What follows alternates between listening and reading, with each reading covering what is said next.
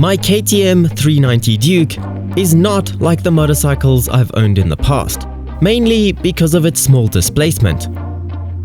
But when someone sells a big bike and buys a little bike, it's usually seen as a downgrade for some reason. And I'd be lying if I said I didn't look at motorcycles the same way in the past.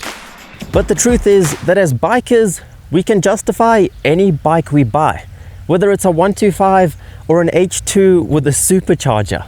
So here are the many reasons justifying why I bought a little 390 instead of another 600 or beyond. Most of all, I just wanted a change. The last year has been the most difficult and strangest year of my life. Not because of COVID like for many, but because I moved to England and struggled with the weather, a new environment, and missed the people that I loved. And between all of that, I ultimately fell out of love with motorcycles. Suddenly, I couldn't ride whenever I wanted because of the weather, and I couldn't ride in the same way that I used to. So, I'm very ready for a change, to try something a bit different, to rediscover my passion for motorcycles. And change is 100% what I've accomplished so far with the dirt bike and little road bike combination. And I can safely say I can't stop thinking about bikes again. However, this time, it's mainly those dirty off-road things.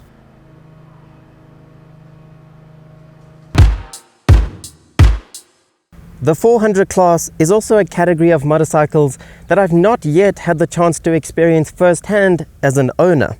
And it intrigues me for some reason. I went straight from a 125 to a 600 without passing begin. And as a result, I never got to experience the 400 lifestyle. I did get to ride an R3 for an hour one time, but that is the closest that I've been.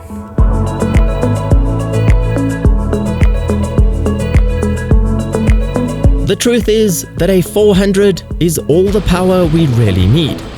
It's fast enough to beat most cars and will keep you entertained for at least 6 months, but not so fast that you'll get in trouble with the law.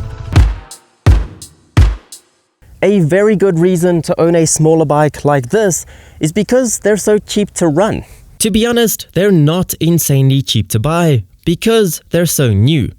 But then insurance is cheap, petrol is cheap because it uses so little, at around 3.5 liters per 100 kilometers, even when riding hard.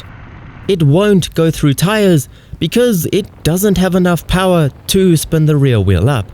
And even when you do need new tires, they're tiny, so they won't be that bad. You'll also only have to replace half the brake pads on the front with its single disc. It won't eat chains and sprockets with its sensible 40 horsepower. Little engines take less oil when servicing, and lastly, there should be less speeding fines, but no guarantees. I think one dream 90% of bikers share is to own multiple bikes at the same time. And as you know, my dream has been to own a dirt bike, which I finally achieved. However, I still need a road bike because they're the perfect form of transport and I need one to make these videos. So the best way to compensate for a dirt bike was to have a smaller and cheaper road bike, which works for me because I still have 2 bikes like I've always wanted. And you might not like the last reason that I bought a 400, but basically it's a YouTube experiment for me because I'm genuinely curious to see if smaller bikes get more views on YouTube.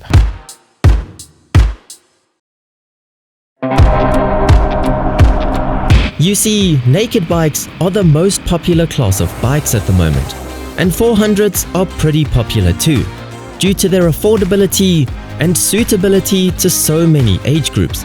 So in theory, more people should be watching videos about them on YouTube then.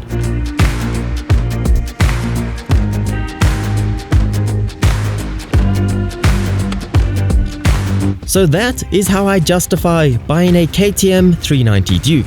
And I have no regrets. It's cheap, fun, drop dead gorgeous, and a class of bike I've always wanted to own. But anyway, let me know how you justify the bike you own down in the comments. Hit the like button if you enjoyed this video, and I'll see you on the next ride.